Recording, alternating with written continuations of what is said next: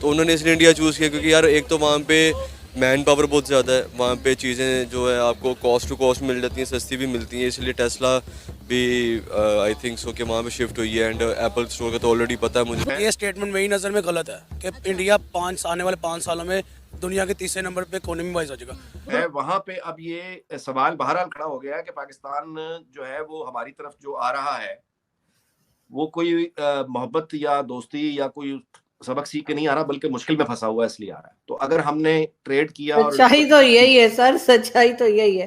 वरना अगर उससे हमने- पहले तो हम बहुत तंग करते रहे, उससे पहले हम उनको दे रहा। लेकिन इसका एक पहलू ये भी है कि इंडिया के अंदर एक एतमाद है और एक एरोगेंस है उनकी, जो एक इकोनॉमिक जो उन्होंने क्लाउड पैदा किया है और जो खारजा मैदान में उनके जो ताल्लुकात हैं उसकी बुनियाद पे वो इस एतमाद के साथ तो उन्होंने अनुमान लगाया गया। वही खास बात ये है कि धनतेरस पर भारत में तैयार माल बेचने के चलते इस बार चीन को करीब 1 लाख करोड़ रुपए की चपत लगी है। प्रधानमंत्री नरेंद्र मोदी ने लोकल फॉर वोकल की आवाज अपनी जाती अना और अपने अंदरूनी मामलात को एक साइड पे रखते हैं और जो दूसरे दुनिया के ममालिक हैं उनके साथ तिजारत, एक्सपोर्ट्स इंपोर्ट्स बढ़ाते हैं, ना कि ये देखते हैं कि कोई नॉन मुस्लिम या मुस्लिम कंट्री पाकिस्तान ऐसे पाकिस्तान वैसे ये कर देंगे वो कर देंगे, किसके सर पे कर देंगे?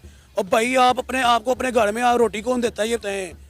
आप इंडिया के टुकड़े पे पड़ रहे हो, मैं आपको इतना बता दूं। हम इंडिया से गेन कर सकते हैं बस सिंपली कि इंडिया को अगर हम अफ़गानिस्तान तक एक्सेस दे दें, ईरान तक एक्सेस दे दें, तो यहाँ इन्वेस्टमेंट भी आ जाएगी। इंडिया खुद पाकिस्तान में जो इंडिया बाहर से इन्वेस्ट करवा रहा है, इंडिया पाकिस्तान इंडिया की मजबूरी बन जाएगा कि इंडिया ने अपनी दुनिया के सामने अपनी हैसियत भी मनवाई है। ये हैसियत जी, इंडिया ने अपना जो है ना अपनी वो मनवा ली है कि हम एक रिस्पॉन्सिबल मुल्क है और हमारा दुनिया में एक मुकाम भी है। हम एक इमर्जिंग इकोनॉमिक पावर है, हम एक रिस्पॉन्सिबल।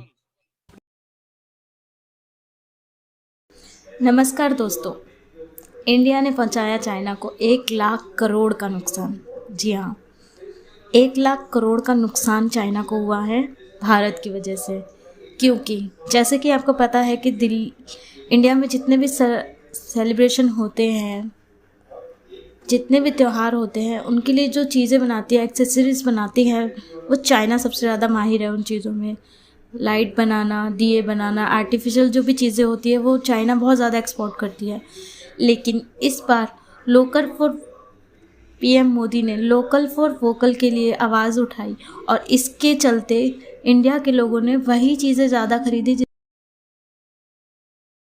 जो मेड इन इंडिया थी, जो भारत में बनाई गई थी, जिसकी वजह से दिवाली के दौरान चाइना को लगा 1 लाख करोड़ का नुकसान, बहुत ज़्यादा। तो आइए देखते हैं इस पे पाक मीडिया का क्या रिएक्शन है। मायाकारी के लिए सबसे ज्यादा पुरकशिश उभरती हुई मार्केट बन गया है। चाइना को पीछे छोड़कर क्या कहेंगे, कितनी बड़ी अचीवमेंट है इंडिया के लिए? ये तो बहुत बड़ी अचीवमेंट इंडिया की, क्योंकि इंडिया में अपॉर्चुनिटीज़ बहुत ज़्यादा हैं। अगर आप वहाँ पे इन्वेस्ट करते हैं तो इसका तो 110% गारंटी है कि आपको पे बैक मिलेगा।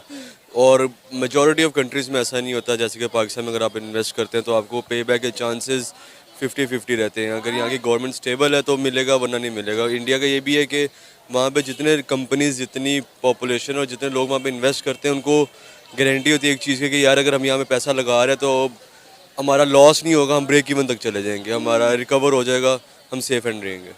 हनान इंडिया के प्राइम मिनिस्टर नरेंद्र मोदी ने खुद ये बोला है कि इंडिया में इन्वेस्टमेंट का मतलब है investment for a better planet.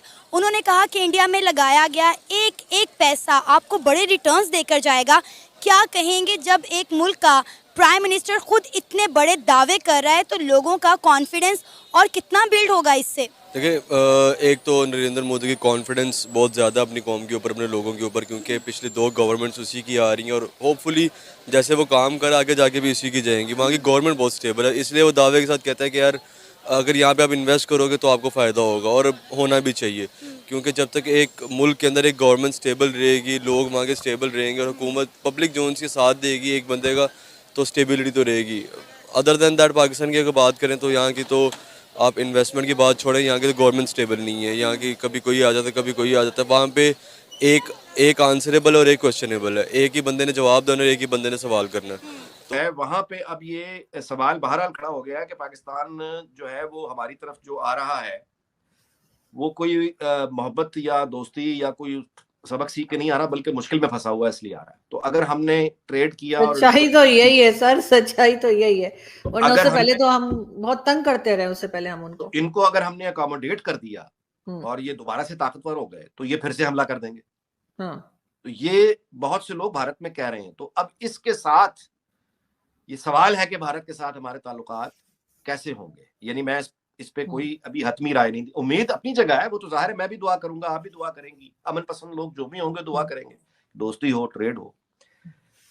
लेकिन एक तरफ से हम भारत के साथ चलिए मामला ठीक करने की जानिब चल रहे हैं, दूसरी तरफ से अफगानिस्तान में अगर ये जो मामलात है ये अगर गर्म हो जाते हैं और वहां पे बाकायदा किसी तरह की ये किसी नौयत की जंग शुरू हो जाती है तो फिर कौन सी ट्रेड और कैसी मईशत और क्या इकोनॉमी, वो तो बिल्कुल ही एक नया फसाद। तो काफ़ी चीज़ें मैटर करती हैं इस चीज़ के अंदर कि एक मुल्क को लेकर चलने में। जब तक कि मैं इंडिया की बात करूँ, इंडिया में नो डाउट अगर मुझे भी अपॉर्चुनिटी मिले कहीं एज अ फ्रीलांसर कहीं काम करने की, कहीं इन्वेस्टमेंट करने की, तो मैं आंखें बंद करके वहाँ पे अपना पैसा फेंक दूँगा, क्योंकि मुझे पता है कि यार इनकी मार्केट जोन सी है ना, जो कि बहुत बड़ी मार्केट है। आप कोई भी चीज़ वहाँ पे उठा के देख ले, आपको वहाँ पे फ़ायदेमंद होती है। चाहे आप रेस्टोरेंट चेन में चले जाएं, चाहे आप बिजनेस फील्ड में चले जाएं, क्योंकि वहाँ पे एक तो पॉपुलेशन बहुत ज़्यादा, कंज्यूमर बहुत ज़्यादा है वहाँ पे कंज्यूमर हर लेवल तबके का है, हाई लेवल का भी है, मिडिल क्लास भी है, लोअर भी है। मतलब वहाँ पे चीज़ रुकती नहीं है, वो बिकती रहती है, तो उसका आउटकम मिलता रहता है। अब आप देखें कि कोई ऐसा बड़े से बड़ा इन्वेस्टर नहीं है जो इंडिया में ना बैठा हो। चाइना में जितने बड़े इन्वेस्टर थे, जितनी बड़ी कंपनी थी, वो चाइना को छोड़कर सारी इंडिया में शिफ्ट होगी। उन्होंने अपने मैन्युफैक्चरिंग हब्स जो हैं वो इंडिया में शिफ्ट कर लिया। अभी रिसेंटली बात है, इलॉन मस्क ने टेस्ला जो है वो इसकी मैन्युफैक्चरिंग इंडिया में शुरू कर दी। और उसके साथ साथ आप देखें कि 2 एप्पल स्टोर जो है वो इंडिया में खुले हैं। तो मेरा ख्याल है कि इससे बड़ी अचीवमेंट इंडिया की कोई हो ही नहीं सकती। देखिए ना, सबसे पहली चीज़ है इंडस्ट्री को मैटर करती है पोर्ट्स, क्योंकि इंडिया के पास अपनी पोर्ट भी है, चाइना के पास पोर्ट नहीं लगती। उनको अगर जाना पड़ता तो हांगकॉन्ग के जरिए बहुत लंबा उनको चक्कर पड़ता है, उस साइड से सारे ट्रैवलिंग उनको बहुत कॉस्ट पड़ती है। इसलिए ज़ाहिर बात है हर कंपनी, हर इंडस्ट्री जो से अपना फ़ायदा सोचती है। तो उन्होंने इसलिए इंडिया चूज़ किया, क्योंकि यार एक तो वहाँ पे मैन पावर बहुत ज़्यादा है, वहाँ पे चीज़ें जो है आपको कॉस्ट टू कॉस्ट मिल जाती हैं, सस्ती भी मिलती हैं। इसलिए टेस्ला भी आई थिंक सो कि वहाँ पे शिफ्ट हुई है। एंड एप्पल स्टोर का तो ऑलरेडी पता है मुझे। तो अचीवमेंट इंडिया के लिए इट्स बेटर फॉर देम, क्योंकि उन्होंने एक कौम बन के काम की है, एक साथ काम किया, अपने लीडर को उन्होंने चूज़ किया और उस लीडर ने उनकी जितनी ख्वाहिशात थी, जितनी भी सारी उनकी ज़रूरियात थी, उनको समझा है और उसको लेकर चले साथ।